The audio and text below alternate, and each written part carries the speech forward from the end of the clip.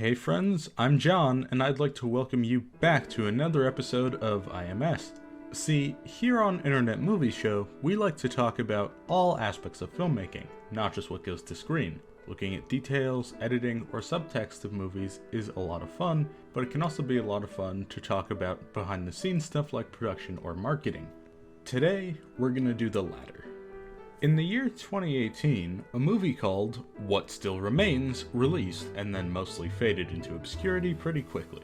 The movie isn't great or even, good. Maybe one day we'll talk about why, but today we're looking at what still remains of What Still Remains. The film itself was ironically overshadowed by its own marketing. It has a few posters and some decent box art, nothing to write home about, but it's, alright. Until you get to that one poster. Oh no, my sweet summer child. Yeah, does this poster look familiar to you? The Last of Us was a video game for PlayStation systems that was originally released in 2013, 5 years before What Still Remains. Even as kind of a similar title. Anyway, unlike this movie, Last of Us was good. So good, in fact, that it's widely regarded as a modern masterpiece and one of the best video games ever made. Now, similar promo art isn't uncommon in the movie industry at all.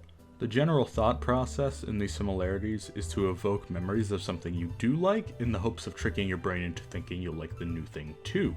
There's actually very little variation in movie posters, and ordinarily this wouldn't be worth talking about.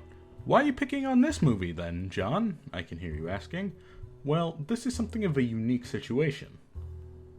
Firstly, movie posters are usually similar to each other, but it's more uncommon to see movie posters styled after video game art when it's not an adaptation. Secondly, although posters look alike, this is so similar that it's almost comical. Thirdly, this is supremely jarring, because Last of Us is very, very good, and What Still Remains is very, very bad. So it's odd to invite this comparison. Finally, this poster is just straight up bad on its own.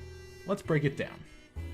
The first thing I noticed, with the title packed into the corner and the main characters in the dead center, is that the entire top half of the poster feels barren and empty.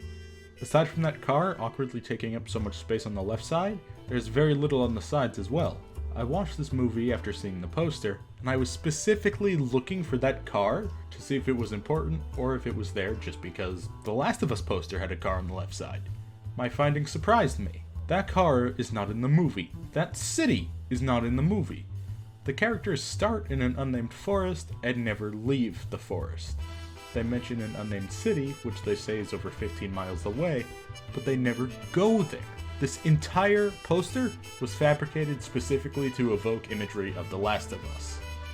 Aside from all that, the production on this poster is poor as well.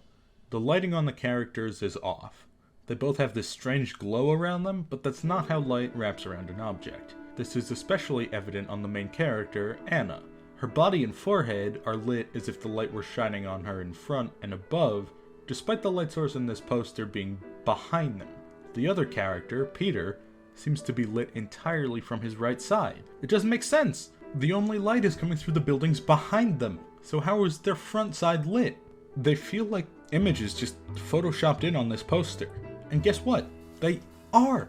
Here's a second, somehow even more terrible poster that's just the same PNG files of the characters dropped in an environment even more unrelated to the movie. It's like an amplification of all the problems in the original poster. Something else that infuriates me, and this is a spoiler for the movie, but why is Peter framed with Anna as though he were the secondary hero? He's arguably the main antagonist. He tries to rape her, yes, you heard that right, on 2 different occasions throughout the movie. It's also not a twist they held close to the chest at all. I would understand if the poster were framing him like a hero and then it would be the big plot twist that he's a villain, but immediately after his first appearance they start telegraphing that he's a villain and he just becomes progressively more hostile. They just keep building on his evil actions rather than having it be a big reveal.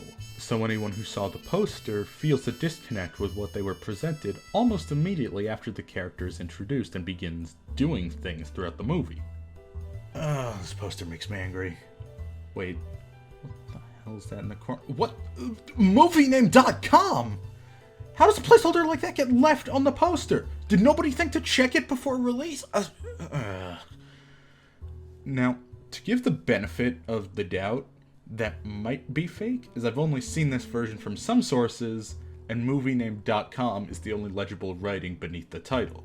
Most of the places I've gone to find this poster don't have that. Regardless, don't go to that website. I checked it out while researching this video, and my antivirus went nuts. I had to do a full scrub. Whew. Okay, now I'm done getting angry about this poster.